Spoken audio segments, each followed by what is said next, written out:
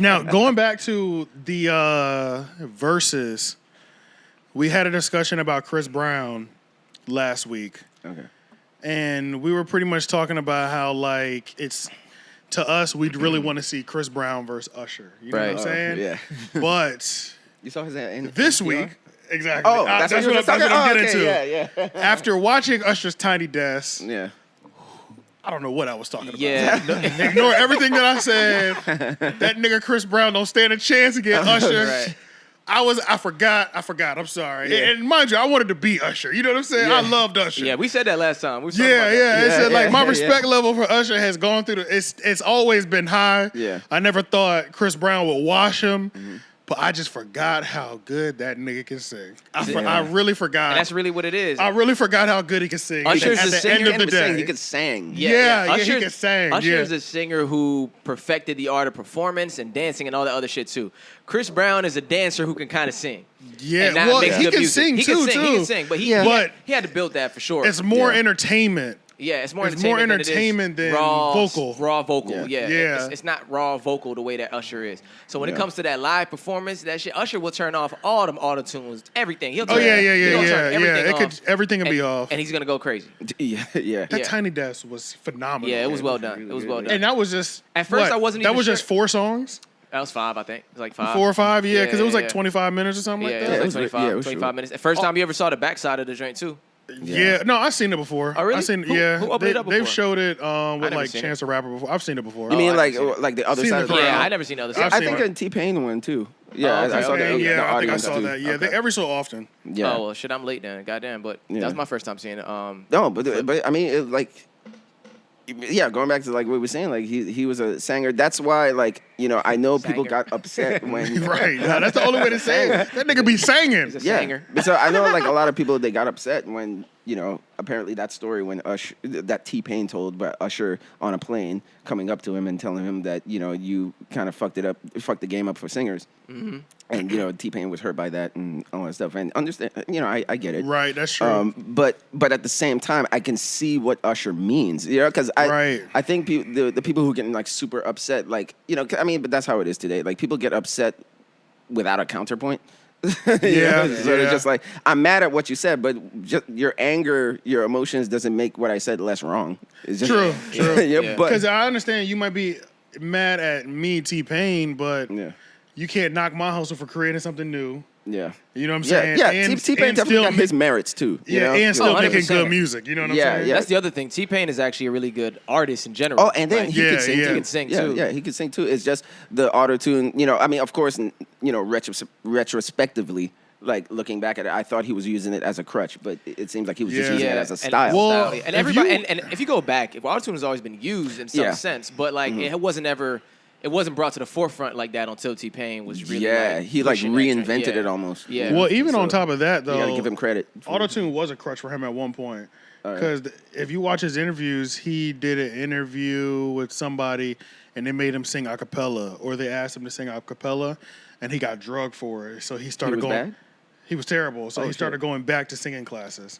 Because he started off knowing how to sing. Oh, Autotune became his thing, and then it did become a crutch for him. And he lost his singing voice, and he had to work to get it back. So that's why when he got to, like, T-Pain's Tiny Desk was like his like final evolution of T-Pain is really a singer. You know what I'm saying? Like, Yeah, it's so funny. It's like y'all saying it was like he had to Yeah, prove yeah, himself yeah. almost. on that Tiny Desk. It was like, let there be no question. I do this. You know Yeah. what I'm saying? Yeah. I can use all the autotune I want, but Yeah. I really get busy. But So- oh no, I go was gonna ahead. say, so you think that's what Usher was essentially saying to him, was just like, you're messing it up for people who are trying to can dabble in actually this sing. art form, like not for people who can actually sing, but like people who are coming up now feel like it's okay to this instead of honing their actual voice, they gonna just turn to this first, like. Yeah, I think all of it. I of it? think that's what Okay. he just meant. He's just like, you kind of fucked it up for people who actually trained, vocally Yeah. trained. Now everybody's Nobody gonna has to. aspire Yeah. to just do, you know, auto-tune and not vocally trained. And you can see the after effects of that. I mean, Yeah. compare like R&B singers today compared Oh, to yeah. yesteryear. You know, like it's like a lot of whisper singing. It's a lot of, you know, like raspy voice singing. I think that's why one of the reasons we probably gravitated towards Bruno so heavy is because he's belting. Yeah. A lot of singers today don't know how to belt sing, like sing from their gut. Right. It's just like they sing more like Black, where I like Black too, but it's just sort of that laid back singing. That song Problems was crazy, by the way. Shout out to Black for that one song. I got to play that again. I ain't played that in a long time. Which one? Song Problem. Problem. Oh, Problem. Or six Black. 6 Lack. Even though it's Black, 6 Lack. Everybody says 6 Black. Yeah, 6 But Lack. back to the Usher Tiny Desk though. Yeah. That shit is crazy. And then he brought Vito and Eric Bellinger. Yep. They actually have a new single. Usher and Eric Bellinger have a new single. Really? That dropped right after the Tiny Desk. I didn't listen to it though. But I know he had one with the City Girls. I saw that, but I ain't listened to it either. Yeah, but I didn't listen to it. But yeah, for sure. That's why with the Usher But Usher versus Chris, anybody going against Usher, nigga, it'd be a long night. Yeah, bro. you're not gonna really win, man. It'd be a long night, man. Yeah, it's just like when that nigga hit the. He's a really good singer, bro. Yeah. Well, I mean, like if we're talking generational, like putting Usher against somebody that was a contemporary at the time when he was rocking, like really rocking. Yeah. I think R. Kelly could hold his own. I was literally gonna say that to you. However, I don't think he would make it anytime soon. Because he got 30 years. Yeah, because he got Facts. I don't think he would make the event. Right, yeah. Yeah. He could always phone in. And have the jail niggas be his audience. Chill out. That'd be crazy. Like, Chill out. Especially if he's singing to the, R. Kelly. He just strikes me as the type to another grown ass gangster be like, ooh. Yeah. Like he don't give a fuck. Look. Yes, I mean, given everything, I support everything that happened and all that stuff. But if we're talking about just like at the time, who somebody? Yes, he had a moment. I mean, he got a crazy record. He got hit. Yeah, like you can't erase the past. So, Yo, your mic went out, low key. Yeah. Oh. Okay, there it is. Oh, yeah. But yeah, now that you say that, I don't know why R. Kelly never came up. But honestly, R. Kelly is probably the only person from that generation. For obvious reasons, he never came up because it's almost like music has almost like forgotten about him musically. Right. Like true. he's just Based known off for the what he's done. allegations. But when I thought about it, I was just like, Fiesta, and that whole I Wish. Bro, he has a lot of records. He had like from the mid '90s to the mid 2000s. Yeah, he has sure. like a shitload of singles. So let's say if all that shit never happened, if he never did all that shit, he could have been a good competitor for Usher. That would have been a good opponent. Yeah. It's like that's true. I don't be one to like. I don't play his records anymore myself. Me either. But like honestly, there's so many can't slaps. hear it. You know what I'm saying? But it's like, but I could sing one right now, and I guarantee y'all follow. Yeah, like from what I recollect, I'm just like, yeah. If I he go had to a some room hits. right now, and I'd be like, him and Risley Brothers, I'd just be like, you're contagious. Contagious. Everybody gonna go crazy. Like, he did 2 songs with him, I believe. Yeah, but I'm not really trying. So when you take R. Kelly out of the way, then it's like, it's really sparse. Trying to think, what was it? Who was another R&B for Usher artist? A male artist too that was like rocking around Usher, and he's just like, damn, man, I Usher was can't think of it. If you take out R. Kelly, but when you think about there it, was also though, kind of groups back then too. There are. That's true. That's true. When you look at Chris, though, Chris still is potentially the better of the matchups that you could find for Usher. Yeah, he's the only other nigga free. Yeah. But it's like, even though they're two different generations. Way more than 20 records, though. You know what I mean? Yeah. That's why it's great. But that's why. But it's gonna be hard to. It's really gonna come down to the decision making, for real. Yeah. Like even though Usher just has too many like great records. Decision making wise, you still want to make sure you choose the right ones. When you have many, you know what I'm saying? When you have in terms so of many, battle wise. Yes, in terms of battle wise. When you have so many, it's like if this was a 30 for 30 or like 40 records, I'd be way more confident. If it's just we're only choosing from 20 because their catalogs are so vast, I'm like, I don't know, man. If you choose, I still, just from a performance point of view, Usher's gonna wash him. Yeah. When I come to the records, even though we grew up with some of his records, like we're old enough now to where there's some people who grew up with Chris records the way we grew up with Usher records. Yeah, that's true. You know what I'm saying? Yeah. So like depending on that crowd that's out there, Like some of them really might be taken to that Chris Brown when he dropped Poppin' or something. You know, they might that might be their fucking 7 o'clock on the dot. You feel me? Like they're nice and slow. You know what I'm saying? Yeah. So I think he would still be the closest match, but when we really break it down, though, ain't nobody really touching Usher. Yeah, it's like a uncle, nephew thing between them, like versus a nephew thing, because ain't nobody gonna touch Usher for real though. Yeah, I always thought that Chris Brown, even though Chris Brown would win, I always thought that it would be Chris Brown versus Neo.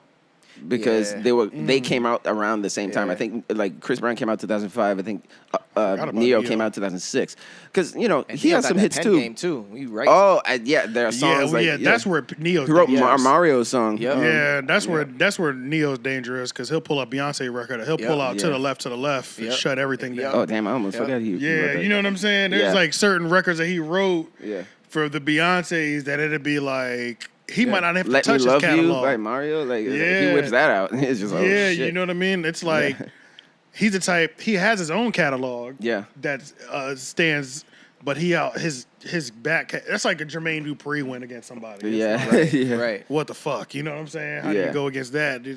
They just touch too many records. Yeah, they're on too many. Like they're. I think he did "Let Me Love You" too, Mario. Is that what you said? Oh, yeah. But even with Usher, it was kind of sad. Like even with the plain instant moment when he said, you ruin it for singers or whatever. It was crazy that years later he ended up using auto-tune on one song. You know the song "Oh My God"? Yeah. Oh my God, But then when I think about it, it's like you ruin it for singers and all that stuff. It's like, I guess at some point he was just like, well, if you can't beat him, if you can't beat him, oh for sure. And then he had that joint, Daddy's Home. That's a good record too, though. Yeah. Then he had the shit with Young Thug. That went crazy Usher too. has too many. Honestly, you're right. Yeah, honestly, even at 20, he might not be able to miss at all. Yeah. He's not going to miss. Yeah, you can't miss. He's not. He's got, That might be the other side of it. Yeah, he got all of them. He's got Lovers and Friends. Lovers and Friends is going to go crazy. Yeah, he's got... This guy's crazy, bro. The first, second, and third album. Like, he's got the first two albums. Even My Way alone has some joints. My Way, all the singles on Confessions. My Way and 8701. Yep. And then Confessions. Confessions, yeah. Before we even jump into everything, those are just those three alone, he's got 20. Before we jump into any features or anything, too. Yeah, those three alone, that's 20 or any right just there. separate singles that he went crazy on. Yeah. I will say Usher has always been great. I will say that. Yeah, ain't no way.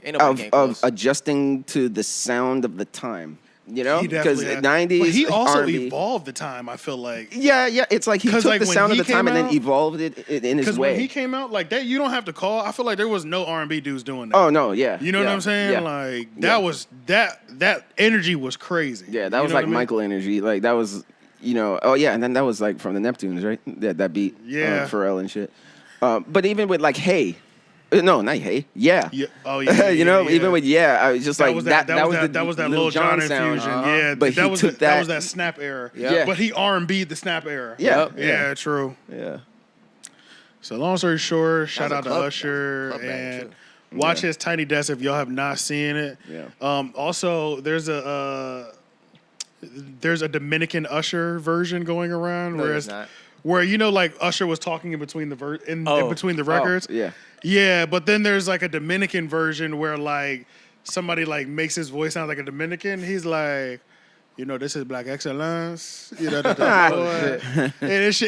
funny. It's on Twitter. It's funny, but it's like. I just really I'm happy, to be able to celebrate all of the years of music. Really celebrate my brothers. You know what I mean? I'm really happy. I'm really happy to be able to share. I think that if life is teaching us anything, it is what we should share with each other. And not just the music. Como se dice, a collaborative process. But it's like... somebody did that? Yeah, somebody did a voiceover. It sounds like him, though. So I don't know if they were able to just take the audio of him talking and turn it into, kind of... I don't know if that's a possibility, but...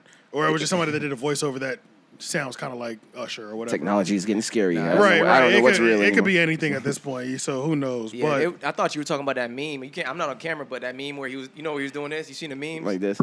Oh yeah, I saw that. Yeah, because I reshared one.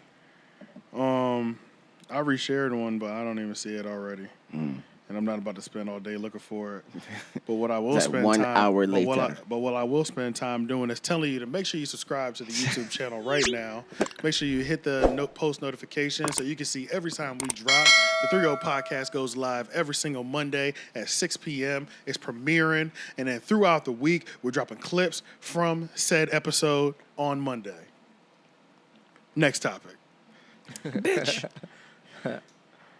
Okay, I mean, so many we can go through. So, Rudy Giuliano. Giuliano. Yeah, Rudy Giuliano.